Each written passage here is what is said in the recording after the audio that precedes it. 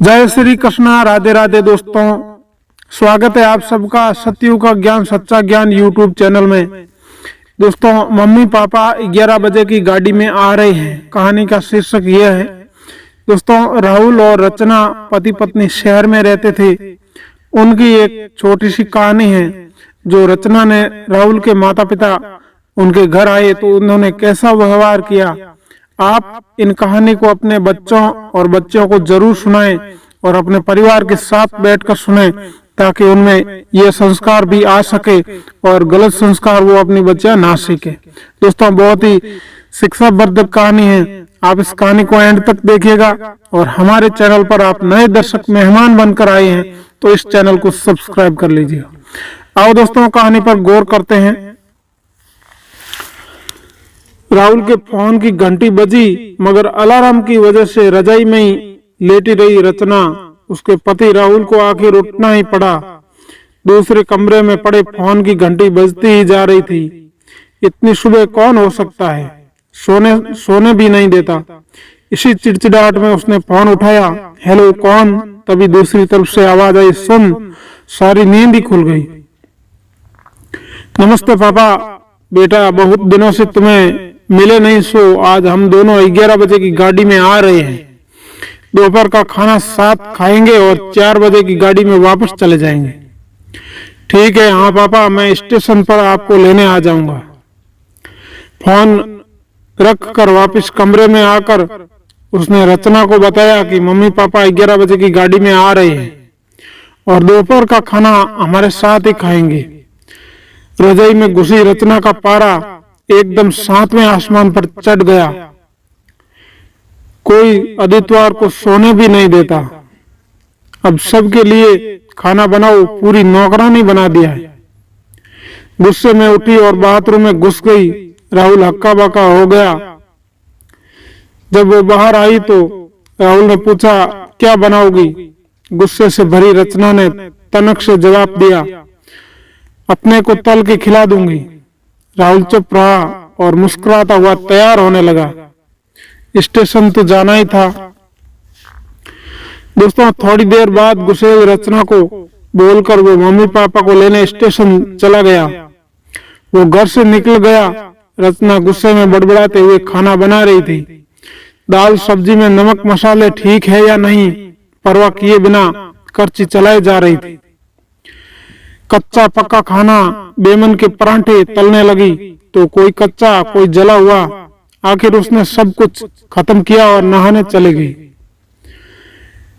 नहाने के बाद तैयार होकर सोफे पर बैठी मैगजीन के पन्ने पलटने लगी।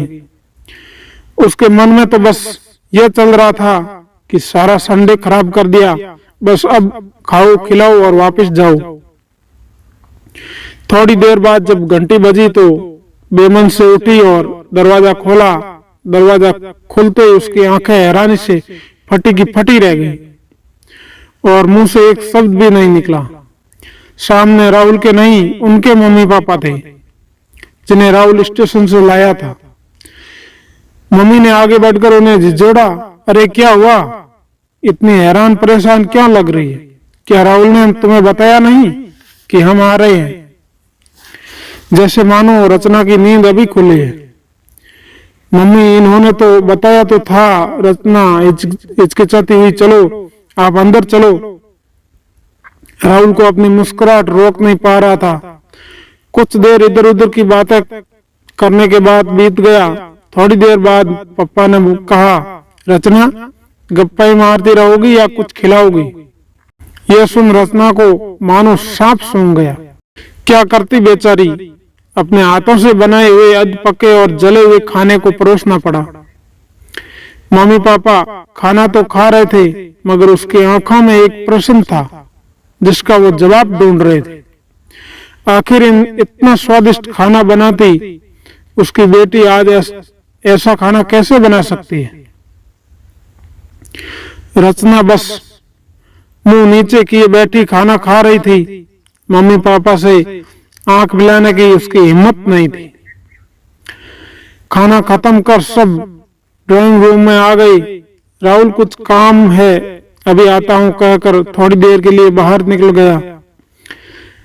राहुल के जाते ही मम्मी ने बहुत देर से चुप बैठी थी, बोल पड़ी, क्या राहुल ने बताया नहीं कि हम आ रहे हैं? तो अचानक से रचना के मुंह से निकला, उसने सिर्फ ये कहा था कि मम्मी पापा लंच पर आ रहे हैं। मैं समझी उसके मम्मी पापा आ रहे हैं। फिर क्या? रत्ना की मम्मी को समझते देर नहीं लगी कि ये मामला है। बहुत दुखी मन से उन्होंने रत्ना को समझाया, बेटी, हम हो या उनके मम्मी पापा, तुम्हें बराबर का सम्मान करना चाहिए। मम्मी पापा क्या है, कोई भी घर आए तो उसकी खुशी से अपनी हैसियत के मुताबिक उसकी सेवा करो। बेटी, जितना किसी को सम्मान दोगी उतना ही प्यार और इज्जत मिलेगा।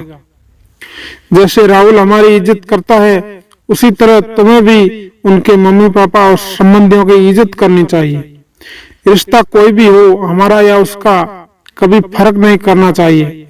रचना की आंखों में आंसू आ गए और उसने शर्मिंदा महसूस कर उसने मम्मी से वचन दिया कि आज के बाद मैं ऐसा कभी नहीं करूंगी। दोस्तों, ये अपने बच्चों एंड बच्चियों और परिवार के साथ बैठकर इस कहानी को सुनिएगा। बहुत भी आपको संस्कार इस कहानी से मिलने वाले, आपकी बच्चियां कभी भी दुखी नहीं होगी। जय हिंद दोस्तों, मिलते हैं अगली कहानी।